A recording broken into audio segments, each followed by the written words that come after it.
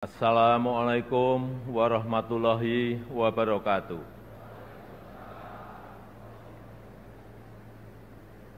Selamat pagi, salam sejahtera bagi kita semuanya. Shalom, Om Swastiastu, Namo Buddhaya, salam kebajikan. Yang saya hormati Wakil Presiden Republik Indonesia, Bapak Profesor Dr. Kiai Haji Ma'ruf Amin, beserta Ibu Hajah Wuri Ma'ruf Amin. Yang saya hormati Ketua, para Wakil Ketua, dan para anggota Majelis Permusyawaratan Rakyat Republik Indonesia. Yang saya hormati Ketua, para Wakil Ketua, dan para anggota Dewan Perwakilan Rakyat Republik Indonesia. Yang saya hormati Ketua, para Wakil Ketua, dan para anggota Dewan Perwakilan Daerah Republik Indonesia. Yang saya hormati Ketua, para Wakil Ketua, dan para anggota lembaga-lembaga negara.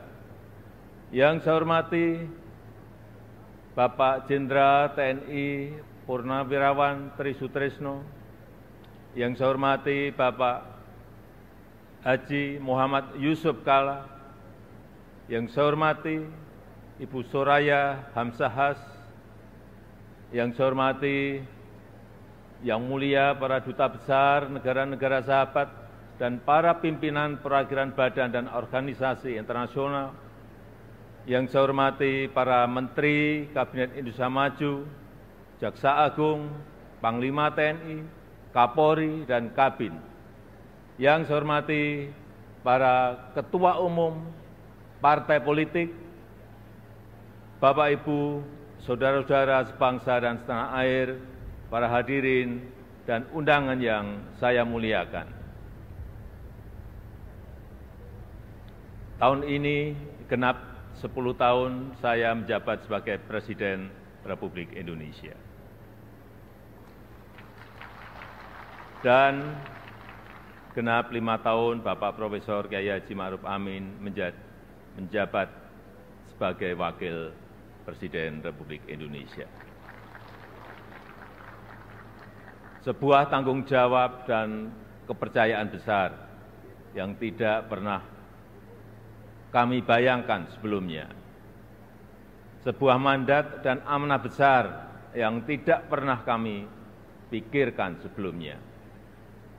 Sejak hari pertama saya menerima amanah ini, saya sangat menyadari akan ada banyak gelombang yang harus dihadapi. Akan banyak tantangan yang harus diselesaikan. Tapi dari awal saya juga yakin dan sangat percaya bahwa saya tidak sendirian. Ada cita-cita dan harapan masyarakat. Ada dukungan dan doa dari rakyat yang selalu mengiringi dan menguatkan. Senyum, sapa, dan doa Bapak Ibu dan saudara-saudara sebangsa setanah air semua adalah sumber kekuatan saya.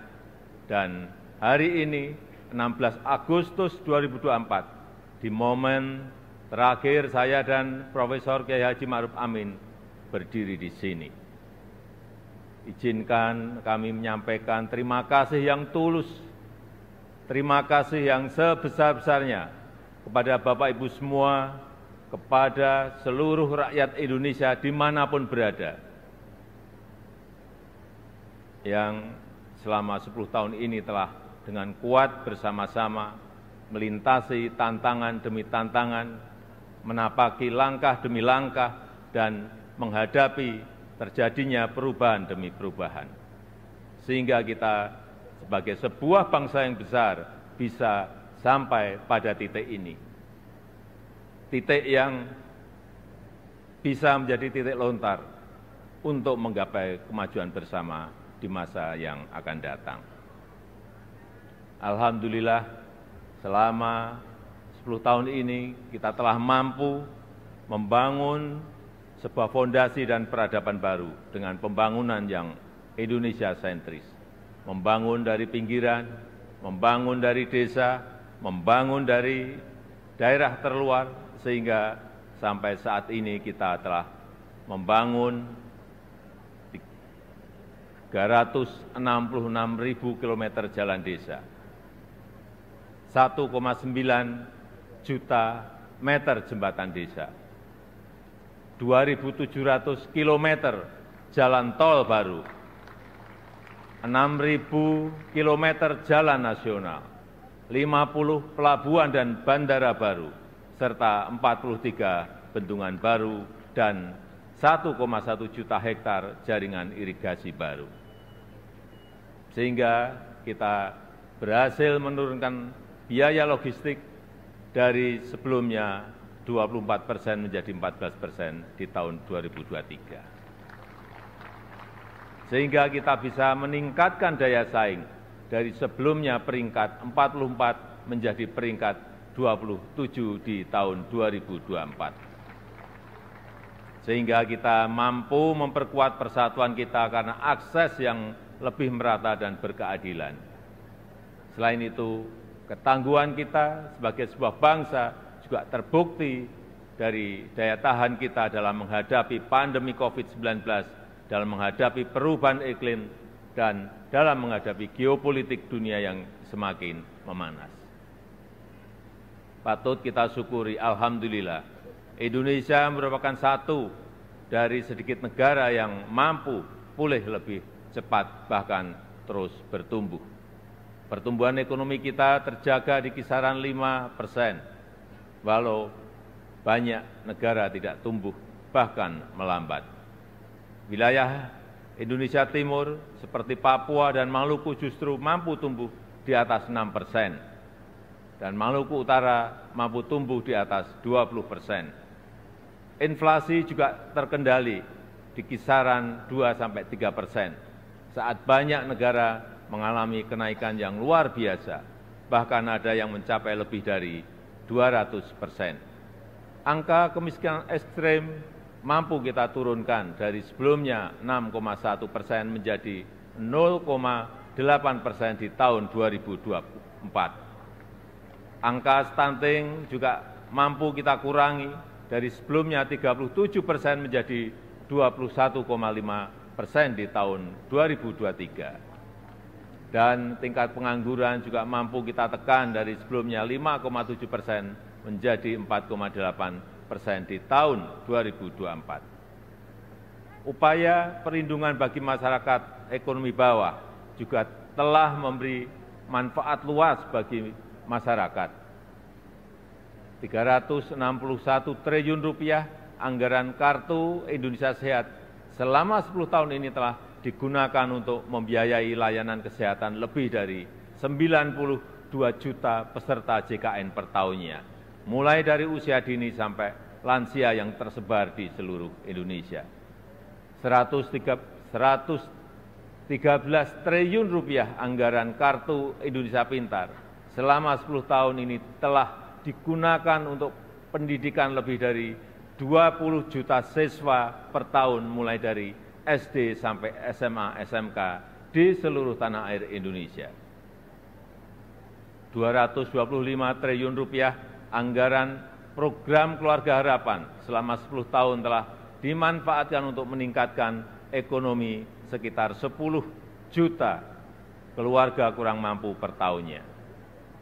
Dan 60,3 triliun rupiah anggaran prakerja selama 5 tahun telah dimanfaatkan untuk menambah keahlian 18,8 juta pekerja yang tersebar di seluruh tanah air Indonesia. Ini adalah pembangunan yang kita cita-citakan bersama, pembangunan yang menyentuh semua lapisan masyarakat, pembangunan yang memberi dampak bagi masyarakat luas, dan pembangunan yang membuka peluang untuk tumbuh bersama-sama. Bapak, Ibu, saudara-saudara sebangsa dan setanah air, di sisi lain kita juga telah mengambil langkah besar untuk meningkatkan produktivitas dan nilai tambah dengan tidak lagi mengekspor bahan mentah, tapi mengolahnya 24 dulu di dalam negeri. Walau banyak negara lain yang menggugat, menentang, bahkan berusaha menggagalkan, tapi kita sebagai sebuah bangsa yang berdaulat, sebagai bangsa yang besar, kita tidak goyah bahkan terus maju untuk melangkah. Dimulai dari nikel, boksit, dan tembaga yang akan dilanjutkan dengan timah, serta sektor potensial lainnya seperti perkebunan, pertanian, dan kelautan. Alhamdulillah, sampai saat ini telah terbangun smelter dan industri pengolahan untuk nikel, boksit, dan tembaga yang membuka lebih dari 200.000 lapangan kerja dan meningkatkan pendapatan negara, lebih dari 158 triliun rupiah selama 8 tahun ini. Kita ingin kekayaan yang ada di negeri ini, anugerah Allah Subhanahu wa Ta'ala untuk negeri ini dapat dikelola sebesar-besarnya untuk kepentingan rakyat, dapat dimanfaatkan semaksimalnya untuk kesejahteraan rakyat. Oleh sebab itu, kita juga telah mengambil aset kita kembali yang selama puluhan tahun dikelola oleh pihak asing, yang selama puluhan tahun diambil manfaat besarnya oleh pihak asing, seperti Freeport, Blok Rokan, dan Newmont. Alhamdulillah, semuanya itu bisa kita ambil alih kembali. Selain itu, di saat dunia mulai mengarahkan masa depannya ke ekonomi hijau, Indonesia juga tidak ingin kehilangan momentum ini, karena Indonesia memiliki potensi besar di sektor energi hijau, yaitu sekitar kurang lebih 3.600 gigawatt, baik dari energi air, angin, matahari, panas bumi, gelombang laut, dan bioenergi. Sehingga kita terus konsisten mengambil bagian dalam langkah dunia melakukan transisi energi secara hati-hati dan bertahap, karena transisi energi yang ingin kita wujudkan adalah transisi energi yang berkeadilan, yang terjangkau dan mudah diakses bagi masyarakat.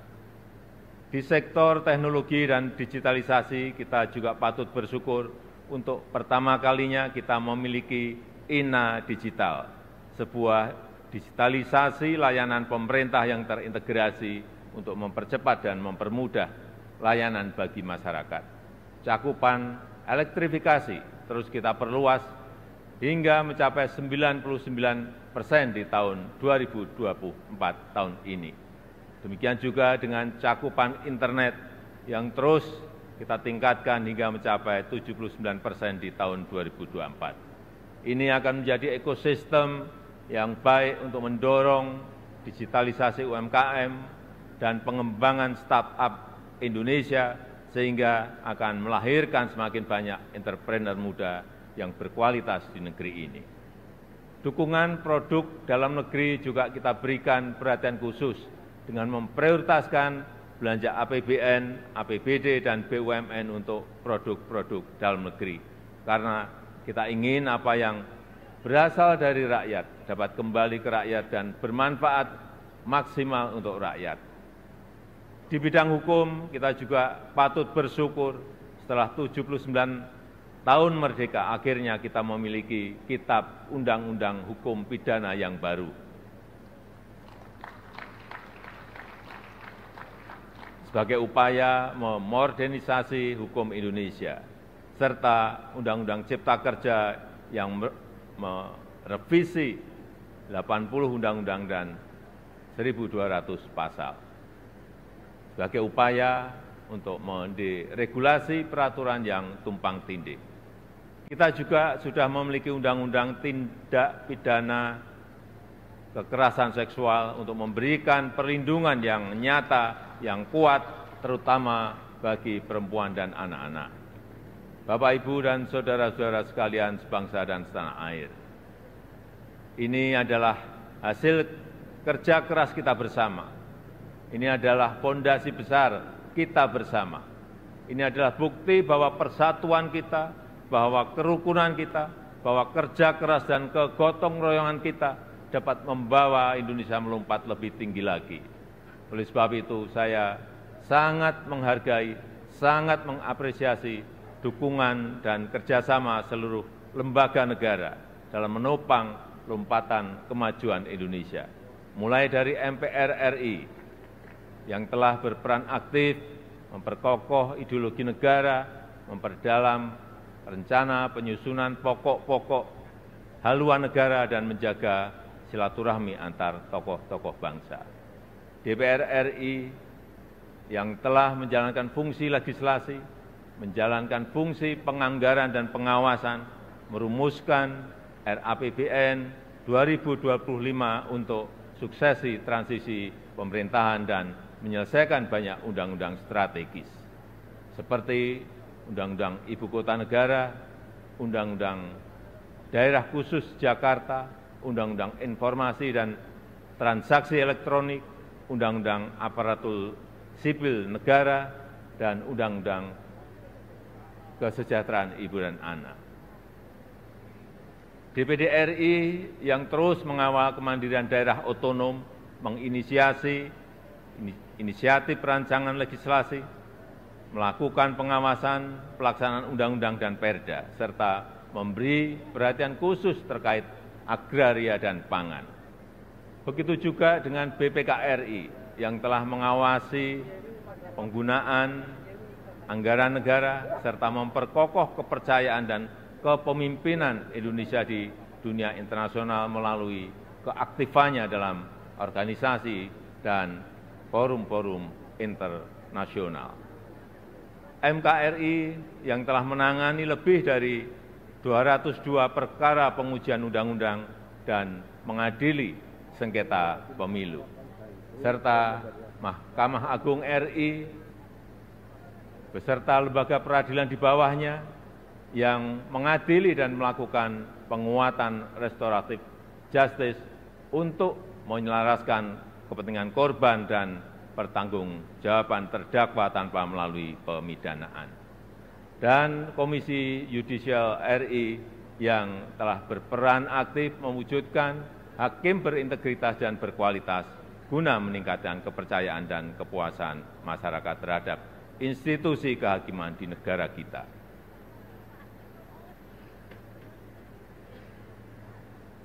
Bapak, Ibu, saudara-saudara sebangsa dan setanah air,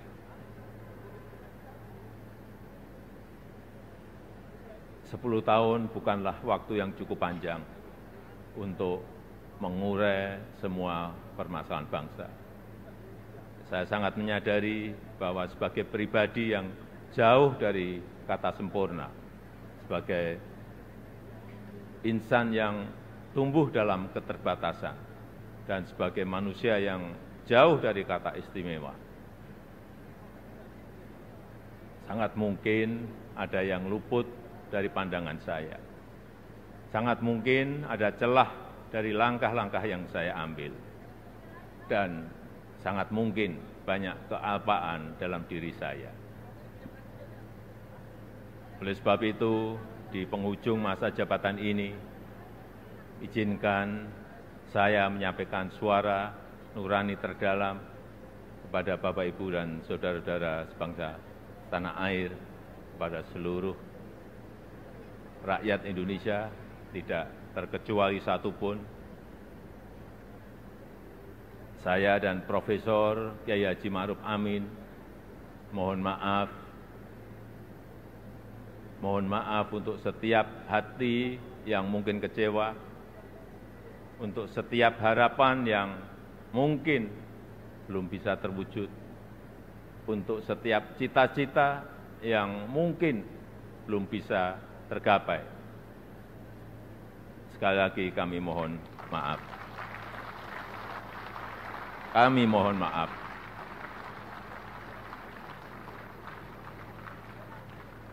Ini adalah yang terbaik yang bisa kami upayakan bagi rakyat Indonesia, bagi bangsa dan negara Indonesia. Saya tahu bahwa hasil yang kita capai pada saat ini belum sepenuhnya tuntas mencapai hasil akhir. Belum sepenuhnya sesuai dengan harapan dan keinginan Bapak Ibu semua. Namun, saya yakin dan percaya dengan persatuan dan kerjasama kita, dengan keberlanjutan yang terjaga, Indonesia sebagai negara yang kuat dan berdaulat akan mampu melompat dan menggapai cita-cita Indonesia emas di tahun 2045.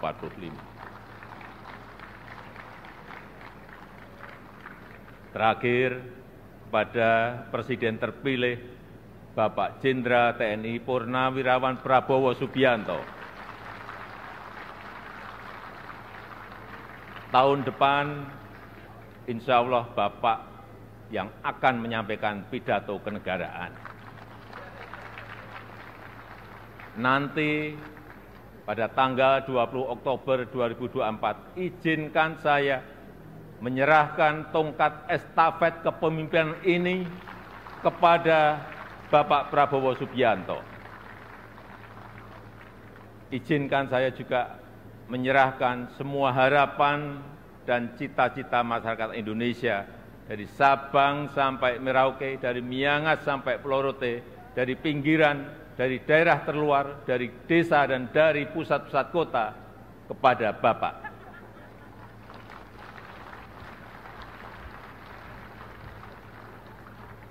Semoga Allah SWT, Tuhan yang Maha Kuasa, senantiasa memberikan petunjuk dan kemudahan bagi bangsa Indonesia dalam kepemimpinan Presiden Prabowo Subianto pada pemerintahan periode mendatang. Dirgahayu Republik Indonesia, Dirgahayu Negeri Pancasila, merdeka! Merdeka! Merdeka!